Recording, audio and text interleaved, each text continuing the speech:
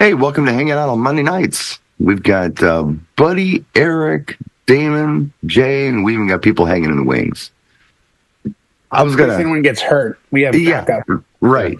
We've got backup just in case. Reserve players. Damon's gonna know exactly what I'm talking about when I say this because Damon's a car guy too. Oh, I was thinking about the Shakedown. mm-hmm. When you first build a car, it's a little different than a test drive, right? Yeah. Test drive is, let's just see if it works. Okay, it works great. No, a shakedown is you push the car to the absolute physical limits and try to make it break, and then bring it back to the shop, make adjustments, and take it back out. And sometimes shakedowns last a very, very long time. And you'll have a little area you go out and drive it around and make sure that it's okay, and then you bring it back, make adjustments. I was wondering about DJs doing shakedowns of their DJ systems and if they're actually doing it.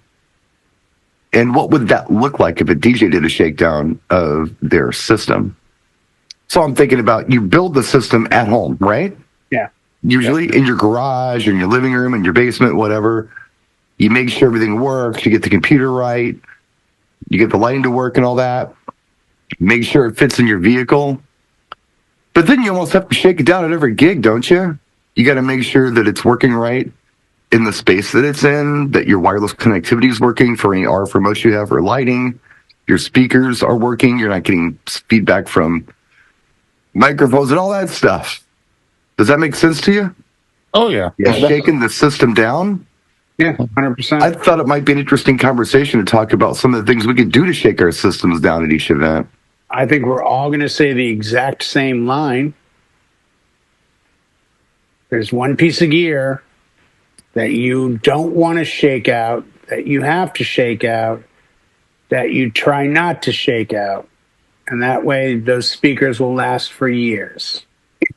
But it would be speakers.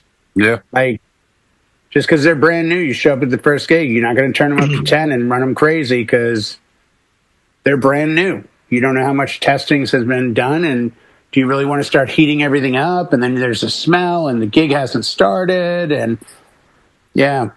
So I think it's one of the few pieces of gear that, you know, you turn a mixer to 10 on everything, and it turns red. So what? Turn it back down. No, but you know what I'm saying? Right. You have something that you can qualify. With a speaker, you could run it to the point of clipping. But me personally, regardless of what anyone in the room says, I have made a career out of staying away from clipping speakers. If my speakers are starting to clip, I need more speakers. Yeah. I mean, you see And I've had bigger. companies say, oh, if they're clipping, it's okay. No, it's not. Once that emergency light flashes once, everything is getting turned down. Because the fear is it's going to break now. I've now found out its threshold, and the threshold is here. And if I keep pushing, it will thermal and come back down and shut off or do something detrimental. Yeah, right. What you're talking about is what we used to talk about in the passive speaker world as headroom. So it's power above and beyond what you really need. Right. So you're not pushing your amplifier to its physical limit just to power the speaker. Right. Which is a great idea. You should, having a little more, having an obnoxious amount more than you need is probably overkill, but to have some headroom is a good thing. And to keep things cool and to not push things too hard. Well, like I always say, if you see red, stop. It's just like driving a car. If you It means stop.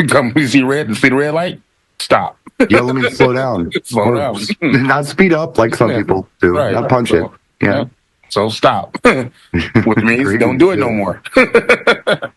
Well, yeah, I definitely test shade down my speakers. Right when I first buy a set, I set them up at the house, push them to see how loud they can get, how they sound. That's your bench test. That's my bench test. So that's my shakedown. I set the full gear up, run it for about an hour, and then okay, I'm good. The speakers are interesting because every event or every hall you go to is going to be acoustically different. Not only when the room's empty, when you initially test your system, but once people get into the room, it changes. It's going to change. So what I like to do at every event, I mean, the shakedown never ends unless I'm playing the same place every night. That's different. Like if you're at a bar or a club and it's the same setup, whatever, you don't got to, you just just like a car, let's check the fluids. Let's make sure that we're cool there. Check the tire pressure. Check the brakes. Okay, we're good. Same thing with the DJ system. But if you're at a different venue all the time, you got to see how it's going to work within that venue. And that could be anything from echo to feedback to any kind of, harshness that you might, okay, wow, those highs are kind of high. Let's bring those down a little bit. I'm not really hearing the bass I need to hear. Maybe next time I need to bring subs to this event because I'm just not getting the bass I want here. Things of that nature. It's not just making sure it works. It's making sure it's working in that environment. That's what I think the Shakedown is, and I don't think it ever ends. I do it all the time. But it never ends. I do with lighting placement too. Like I'll go out and I'll look around. Lighting looked great from my perspective behind the booth, but how's it looking for everybody outside of the booth? Okay, well, that light would look better there. I could put that light there and change this around and try this pattern. That's a little more pleasing to me. Trying things out. And, it never ends. You're always tweaking stuff, but yeah. Man, I just like my pronouns. I'm smoking up the whole room. I mean, that's just me. I think before big season, like I'm in the middle of it now because I've got a bunch of events coming up soon. So I'm going to go through all the cables. And it's worth it to just go in and say, hey, I mean, I did buy a Ben Stowe Moat mother of all testers. So I can go in and physically start. Yeah, there it is, buddy. Yeah. I can physically go in and test all my cables. Right. But there's a point where you just got to look at things and say, for $25 to get another pair of XLR cables for the speakers, when this other pair I've been using is 4 or 5 years old, it's part of doing business. Sure. Oh, yeah, most definitely. That's just reality. But once in a while, it's good to, and I don't know if you guys do what I do. I bring bags. A couple of them are the old American DJ, like almost a tool bag. I mean, I must have 50 IEC cables, like 75 XLRs. And every year I'm like, I'm going to cut back. Well, this year I really am. And I'm just making sure that everything I bring is good. Because if I have 12 pairs of cables, there's no way the first 11 are all going to break. I want to turn you on to something. You and Buddy are both talking about the Moat, mother of all testers. I've got a Moat. They're great for testing your cables and whatever you've got to test. I got something in the mail the other day that I haven't opened yet that I think is pretty interesting. It could be another tool that we could add to our bag, same bag we got our Moat in. It's from Colorado Sound and Light. Jim, speaking of Shakedown. It's from him. Okay. It could be some crazy future style cables no one's ever heard of. This is neat. That guy's years ahead of himself. Look at this. It's a power meter. You plug it into the wall and you test the volts coming out of the wall. I've seen that. Make sure that you are getting the proper voltage to whatever. Does it tell you a number or a light? Yes. Gives you a number. Yeah, see, the ones you buy at like Home Depot and all that, they're orange. Yep. And it's either green or red. No, this actually gives you the volts. It gives you the volts. So let's say that you have, I don't even know what they are, a controller, right? And it's, what kind of volts does it want from the wall? Test the outlet, because not all outlets are always created equal, especially when you're going into a venue. You have no control over that. Older venues have dirty power sometimes, too. Right. So here's a little tester you can pick up to put in your bag right next to your Moat to test where you plug it into the wall. Now, is that a pass-through? You just plug this into the wall, Jay. No, it's not a pass-through. You just plug it into the wall. Plug it in, you test, and you unplug it. Yeah. That's all it is. I'm saying it would be cool if it was monitoring it. That's I have a kilowatt that's a pass-through. So you can monitor. So if something starts to fade, you can turn around and go, oh, look at the dip in juice. Oh, okay. Right. This is assuming it's going to be consistent. This is assuming, but yeah, it's not like a kilowatt, which is not like a Furman that's telling you up front, here's your voltage coming and going. This is just a cool little thing that I since you brought up Moat, I thought I'd show this. It was sitting on the desk. No, that's totally cool. I'll do a video on it soon, but yeah. I did a video years ago where I literally would walk around venues with a power strip that has an on-off light, and I would plug in before I started laying cables. Yeah. So I didn't end up laying 50 feet of cables to an outlet. To a dead outlet. It's dead, because it's happened to me. So I did a quick YouTube, I think a 60-second, hey, pick up a power strip, walk around the room, and plug in. Does the light turn on? You've got juice. I mean, it's not as specific as that, but our friend Buddy here, I know, is a real stickler when it comes to setup.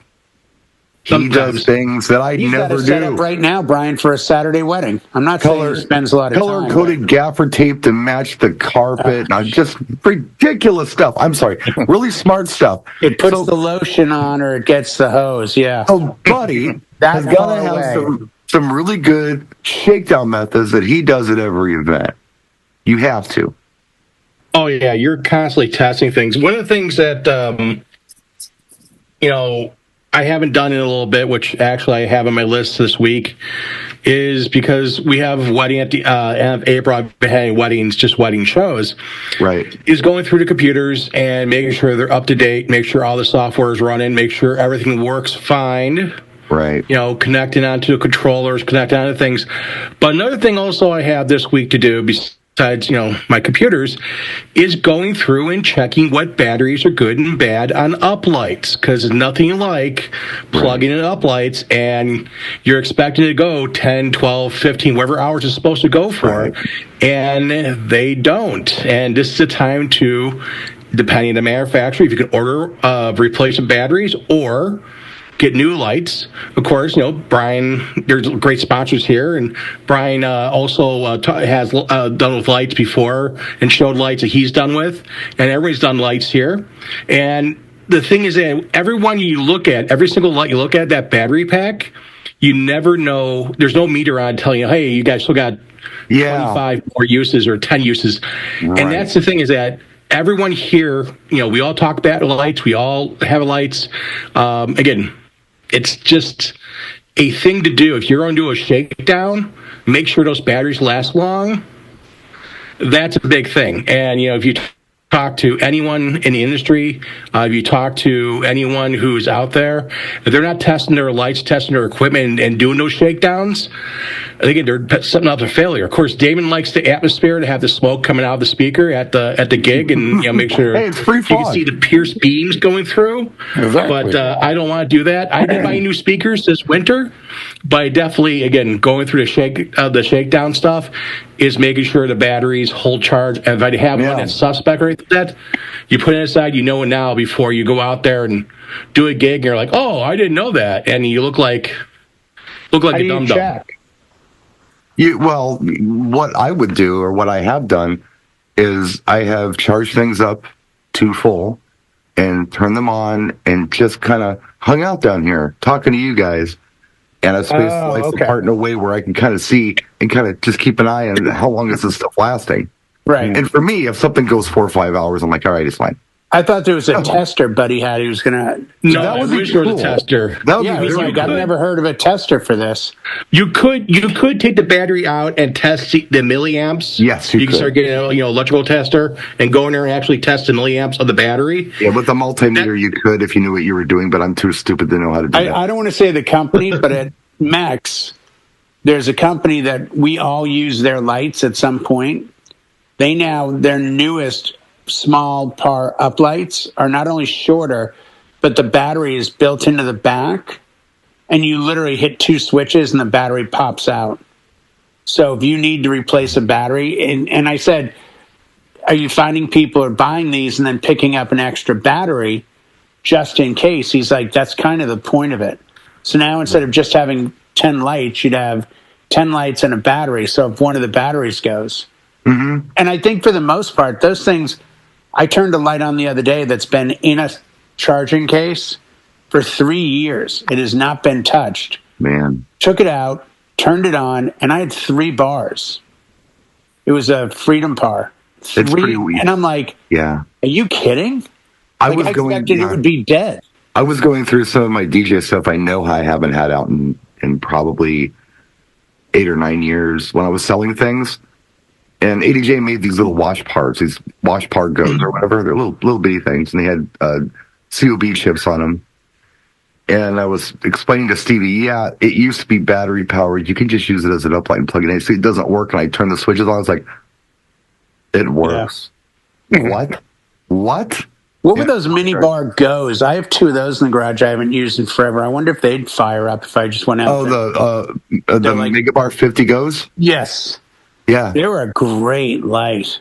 Yeah. I got 2 in the garage. I got to see if they'll fire up. I bet they would. Yeah, and if they don't, you can always just take the battery out, go to Batteries Plus and say, hey, make me one of these. Yeah. With this plug on it.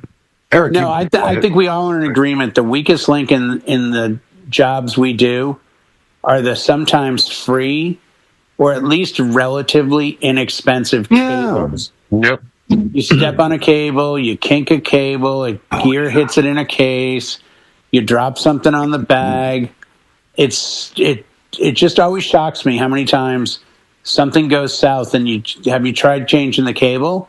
Hold on. Yeah, it's working now. It's like and it's shocking to me, but it is. It's the weakest link in the chain is the cable.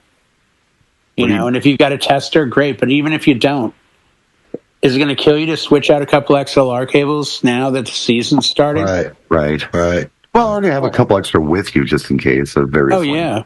Yeah, but it's not just it's not XLR cables, USB cables too. I mean, I have a couple of them. I have 2 that I keep in my case at all times with my controller, and then I have 2 that's in my bag just in case. For some reason.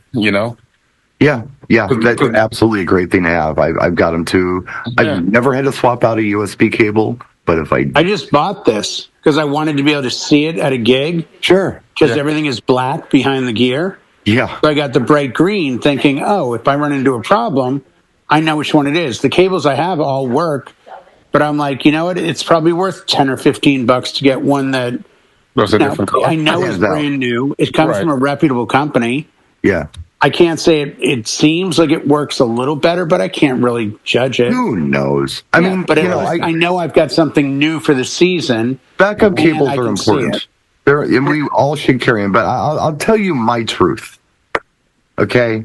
Do as I say, don't do as I do. I'm just telling you my truth here. I have a backup cable plan for every single cable that I use as a DJ. I have never had one fail on me at a gig. So my brain is telling me, bring the backup so you don't need it. But the minute you leave the backup at home, it's going to fail. Yeah. That's just Murphy's Law. You bring 2 laptops or 1? Right now, I'm bringing 2. I carry 2. I'm going. I always carry 2, but the one gig you don't carry the second for some reason. Yeah, you're panicked. Well, here's my new backup plan because I went to that Alienware laptop, and it weighs like 5.5 pounds or something like that. It doesn't weigh a lot. I've got a pretty good comprehensive library on my tablet. Like, they can get me by with most any gig. And if that's charged up into my bag, it's a lot lighter, it's a lot more cost effective, and it can get me by. It's not going to be as cool as a laptop, but it's going to get me by, and it's going to lighten my load a little bit. So I think that's what I'm going to try to implement this season. Is something I ran gear at a show last Thursday at USC that I did, and one of the new pieces, we ran it with an iPad, and the iPad didn't have any music. And I realized, I have a Tidal account. I'll just sign into Tidal and I'll stream Tidal. Yeah. Worked flawlessly. I mean, Buddy has the same gear I have. This is a 64 gig flash drive. And this will get in the summer ceremony cocktail dinner. Yeah. So in case the laptop goes, I know I've got this plus the backup hard drive. Mm-hmm. But specifically, I have what I know I need and would want to play. Yeah, that's smart backup. Eric, what are we missing on the Shakedown thing? What are you doing we're not doing? Well, I'll tell you what. You guys all brought up the Shakedown with speakers and cables. I'm going to go with software. Let's just say you need to redo your laptop all of a sudden like you did not too long ago. Yeah. You could bench press this thing for hours like you did, and I know you did. You got to the gig, what happened? Nothing. It was fine. Right. Yeah. Because I bench tested it and I stress tested it at home. That's right. Yeah. I mean, this is all part of the Shakedown, too. You know, you could have the best laptop in the world. I don't care what you paid for it. But you've got to program this thing to do what you need it to do. Yeah. Not what Windows wants, not what Mac wants. You know, it's got to suit what your needs are. Yeah. And that's all part of my shakedown. And, you know, I get the cables and I get the USBs. I get all that. But to me, the most important part is that without that laptop doing what you needed to do, you are screwed. I know Jay has never experienced this. You know? No, Jay, you know, because he has a MacBook. Yeah, but you know what? I also keep things 2 series behind. Like, I also have a MacBook, too. I have honest. 2 of them right here. They're running old operating systems for one simple reason, because those have been proven to work flawlessly. I'm not going to upgrade my new laptop to the most brand. If you guys didn't, you don't need it for any modern program. No, 90% of the time. We don't even need to go there. We don't even upgrade to the newest OS or Windows. Yeah, correct. You got to stop and realize, Apple, Microsoft, whoever, they're not on the phone with Pioneer and Denon and Serato and Virtual. Hey guys, we're going to launch something next Tuesday. Oh, okay, cool. Can we test it out first? Not till Tuesday. And then the poor DJ, and if you do this the week of the gig, it's your fault. Yeah. Yep. Oh, you're in trouble. Do not upgrade firmware, software, driver, unless the drivers aren't installed. Firmware and software, don't even look at it the week of a gig. If you know you got 2 weeks off, download the newest thing that you need, test it every day. Let it just run, because sometimes there's no drivers for it. The new stuff hasn't been, and there are warnings on different websites. I'm sure Virtual runs into the same thing. Hey guys, sorry, but we're not running Windows 15. We're not running Mac 19. We're not there yet. So computers are a lot, man. They're a big responsibility for us to make sure that they're working right. Yeah. Regardless of what type of computer you're using or anything else. That's your bread and butter now. I mean, in one way, it makes life super easy. No carrying records, no carrying CDs. That's great. On the other hand, wow, a lot hangs in the balance on this stupid little. Oh yeah, if that goes down, you're down.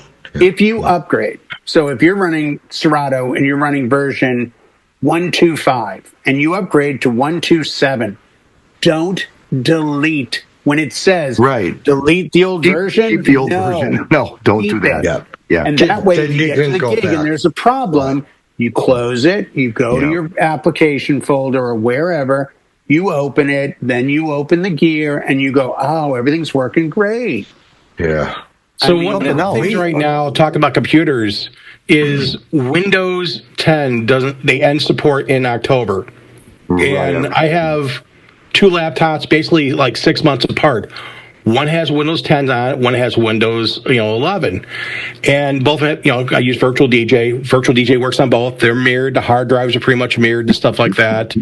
And I'm like looking at it, I'm like, okay, do I upgrade the computer on Windows 10 to Windows 11? Because I know it works, because I have my other computer that's, again, just 6 months difference, same computer, same specs.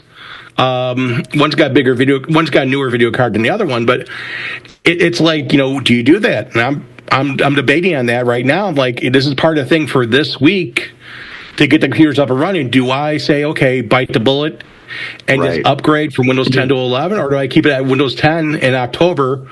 They don't support it. It's not like, you just flip a switch, it's not going to work anymore. They're just not doing updates for security and other things after October. So, again, do I do that? Do I not do that? So those are questions you have to look at and go, when you're doing this and you're relying on this computer, do you want to upgrade or not? Again, I have 2 computers. Both of them, one has 11, one has 10. They both work well. Can I chime in real quick with that? Go ahead. Yes, go ahead. All right, whatever. Go ahead. No, you're good. No. Go ahead. No, seriously. Keep the 10, because Virtual will only try to update their software according to your computer. So I think you're going to be fine with it. All right. I still have a Windows, and don't age me. I still got a Windows 311. Okay, laptop. I'm not kidding. Wow. Don't. What is the I'm just calendar saying. behind you saying 1990 what? Yeah, that You got calendar, mail. don't look at it. Yeah, You got to crank that bitch to get it started. I mean, Windows You're gonna ME right love here, man. 95. Windows When do you get to ME right Windows here. 95? No, What is it? Is it me? No, I'm honest. ME. I'm being honest with you guys right here. It's an old 311 laptop, and you know what it is? It's a Lenovo, way back when Lenovo first came out. IBM. And right? Yeah. well, it was IBM, correct? And then whatever happened with that, and I was running an old DJ program called Roxbox on this. To this day, I can boot it, and everything still works. So don't panic when Windows says, "Oh, we're not going to support 10 anymore," just like they didn't support 7 and Vista, because whatever was on it still is going to work.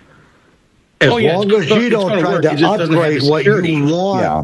Right. Well, yeah. you know what I really wanted to just hammer home here was it doesn't end at the bench test at home.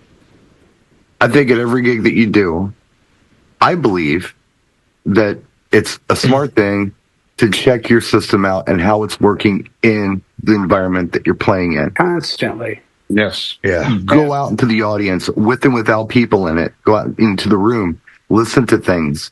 Listen to volumes. Are they too loud? Are they not loud enough? Are they too harsh? Do you need to make an EQ adjustment? Do you need to make a volume adjustment somewhere? Are the lights okay? Anybody get hit in the eyes? Is there anything that's going to interfere with pictures in a negative way that you can change? There's always something you can do at the event to improve. And some things maybe you can't necessarily do anything about at the event, but that's when you bring it back to the shop and you change stuff around. You add a sub if you have to. You can subtract things, you can add things, but tweak it where it's going to work best for you. And part of that is that shakedown. I think a lot of people miss that step. Yeah. So I thought a show on them would be good. No, 100%. And by the way, I think we've all learned if you're doing a Y2K party, Eric is the guy you want to Eric's your hire. guy. He's a guy. Eric's using I've got the actual software. stuff He's that got was used right in 99 into 2000. There's something about a I've flying got the toaster It's going on more with that. I don't know. authentic than Eric. Right. And the BIOS still said 2015 on it. So I knew I was good, Yeah. But anyway, See? put a fork in What's it. a Will you? decade? only 10 Hey, years Eric, ago. I found these drink coasters here. I'm going to use later. So I got these drink coasters here. That's a UFO. Get that out of here. Well, for those of you who I play songs off floppies at every gig. we'll be back here tomorrow night. Not that it matters. Who knows when John will post it, but we'll be back here tomorrow night. So, Sponsor. oh yeah, those guys. We are here I can't wait. because of our great sponsor, DJ Event Planner. Check out DJ Event Planner in the description of this video. A lot of people are asking, what software do I go with for planning? I'm thinking about changing. Look at DJ Event Planner. You can learn more about them in the description of this video. So click on it. We got other sponsor links down there as well. We have other sponsors as well, but DJ Event Planner is our big one that we promise that we mention at sometime during the course of every show. So there you go. Mentioned. Yeah. We'll see you next time. Oh, and yeah, we got mode here. We got Yeah, the we got that. Yeah. And Eric's brought to you tonight by Motorola Razr, the newest in flip phone technology. Hurry up and end it before I connect this fork. Go. End You're it. stick it in a light socket. All right.